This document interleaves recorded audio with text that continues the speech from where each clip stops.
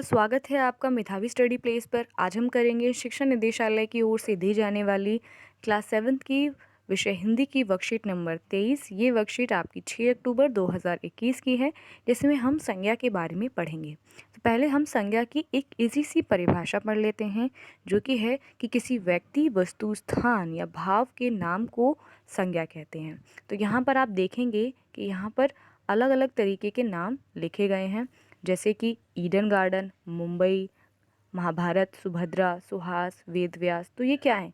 ये ना कोई शहर है, या फिर किसी का नाम है, या फिर कोई चीज़ है।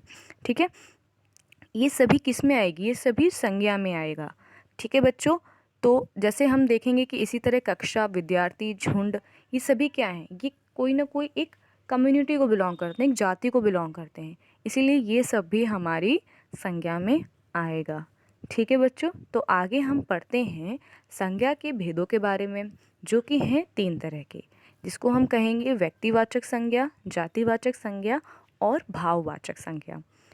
ठीक है बच्चों, जो व्यक्तिवाचक संज्ञा होती है उसमें क्या होता है कि इसमें किसी व्यक्ति के बारे में बताया गया होता है। ठीक है, एक पर्टिकुलर व्यक्ति या फिर एक पर्टिकुलर वस्तु, ठीक है, उसके बारे में हमें बताया गया। जैसे कि आगरा का ताजमहल। तो ये क्या है? ये क्या है कि ताजमहल कहाँ का है? आगरा का है। तो ये क्या है? ये भी हमारी एक संज्ञा है, लेकिन इसको हम कहेंगे व्यक्तिवाचक संज्ञा। ठीक है बच्चों, ठीक है। अब हम पढ़ते हैं जातिवाचक संज्ञा। ये इसमें क्या होता है कि इस संज्ञा में पूरी की पूरी एक कम्युनिटी बिलोंग करती है। जैसे कि डॉक्टर, तो डॉक्टर कोई एक व्यक्ति थोड़ी ना होता है, डॉक्टर्स की तो पूरी की पूरी कम्युनिटी होती है। पूरे देश में पता नहीं कितने डॉक्टर्स होंगे, इसीलिए इसको हम कहते हैं जातिवाचक संज्ञा। ठीक है, आपको समझ आया या नहीं आया? तो अगर आया हो तो ठीक है, नहीं आया हो तो आप नीचे कमेंट कर दीजिएगा, मैं आपको दोबारा से समझा दूंगी। ठीक है बच्चों, ठीक है। आगे हम पढ़ते हैं भाववाचक संज्ञा। भाववाचक संज्ञा में क्या होता है कि हम किसी के व्यक्ति की भावों के बारे में बताते हैं, उसके अंदर वाले, जो अंदर उसके मन के भाव होते हैं उसको बताते हैं। या फिर हम किसी मनमोहक वस्तु को देखकर हमें बहुत अंदर से भाव उत्पन्न होते हैं, उनको हम कहते हैं भाववाचक संज्ञा। जैसे यहाँ पर क्या लिखा गया है?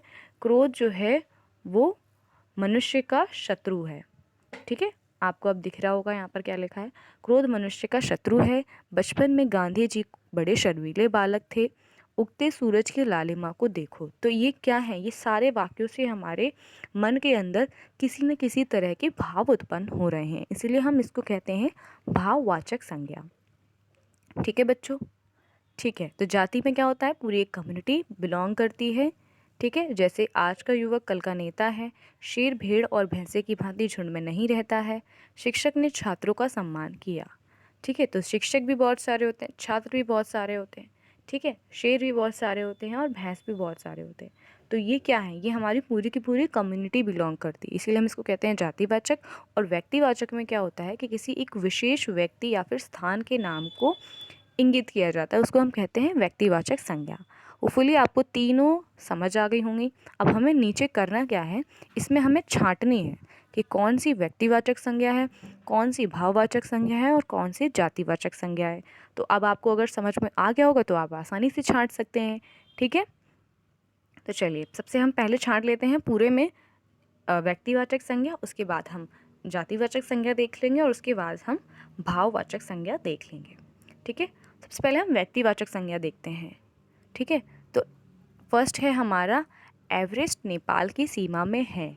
तो एवरेस्ट क्या है? कोई एक एक पहाड़ है जिसके बारे में बताया गया है। तो यह क्या है? हमारा व्यक्तिवाचक संज्ञा है। ठीक है बच्चों, और हमारा क्या क्या आएगा? आप, मैं राइट लगाती जाऊंगी तो आप है ना व्यक्तिवाचक के अंदर ये सब लिख लीजिएगा। ठीक है, ओके, ठीक है। झुंड में, ये भी नहीं होगा हमारा व्यक्तिवाचक में। क्रोध अकल को खा जाता है, ये भी नहीं होगा। नारी की दशा देश से दृष्टिकोण का पता चलता है, ये भी हमारा नहीं होगा। ताजमहल की चबूतरे की लंबाई और चौड़ाई बराबर है। तो हमें एक प्लेस के बारे में बात की गई है, जो है हमारा ताजमहल, जो है हमारा ताजमहल। ठीक है बच्चों, लाल किला दिल्ली में है। तो दिल्ली हमने अभी ऊपर पढ़ा था किसी व्यक्ति, वस्तु, स्थान, तो यहाँ पर दिल्ली क्या है? एक स्थान है। तो ये भी हमारा व्यक्तिवाचक में आएगा। राहुल को गुस्सा आया, राहुल एक व्यक्ति है और एक पर्टिकुलर इंसान के बारे में बात की जा रही है, तो ये भी हमारा व्यक्तिवाचक में आएगा। मेरे घर में आम का पेड़ है, ठीक है, पेड़ तो बहुत सारे होते हैं। सदा सत्य बोलो, ये भी नहीं होगा। और वे बुढ़ापे से दुखी हैं, तो ये भी नहीं होगा। तो हमारे ये 4 जो सेंटेंस थे वो हमारे व्यक्तिवाचक में आ गए। आप ऊपर व्यक्तिवाचक लिखकर उसमें ये चारों सेंटेंस लिख लीजिएगा, ठीक है। आगे हम पढ़ते हैं जातिवाचक, ठीक है। तो जो हमने पहले कर लिए उसको काट दीजिएगा आप, या फिर आप उसको लिखिए मत। अब हम आगे देखते हैं, ठीक है। तो जातिवाचक में क्या होगा, हमने एवरेज तो व्यक्तिवाचक में देखा था, अब ये झुंड जो है पूरी कम्युनिटी हो रही है इसमें, तो ये जातिवाचक आ जाएगा, ठीक है।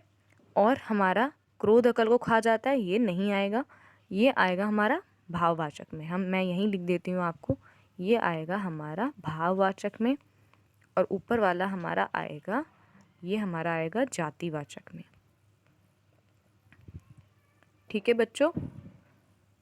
नारी की दशा, तो ये भी हमारा, नारी बहुत सारी होती हैं हमारे देश में, बहुत सारी नारियां हैं, औरतें हैं, महिलाएं हैं, तो ये क्या हो जाएगा, ये हमारा जातिवाचक में आ जाएगा। ताजमहल तो हमारा व्यक्तिवाचक में था। लाल किला दिल्ली में है, ये भी हमारा व्यक्तिवाचक में था। राहुल को गुस्सा आ गया, तो ये क्या था हमारा, ये हमारा भाववाचक है। कैसा भाव मन में उत्पन्न हुआ, गुस्से का, तो ये हमारा भाववाचक में आ गया। मेरे घर में आम का पेड़ है, तो पेड़ बहुत सारे होते हैं, तो ये आ गया हमारा जातिवाचक में, ठीक है। सदा सत्य बोलो, तो सत्य क्या है, सत्य भी एक भाव है, तो ये भी हमारा भाववाचक में आ जाएगा, ठीक है।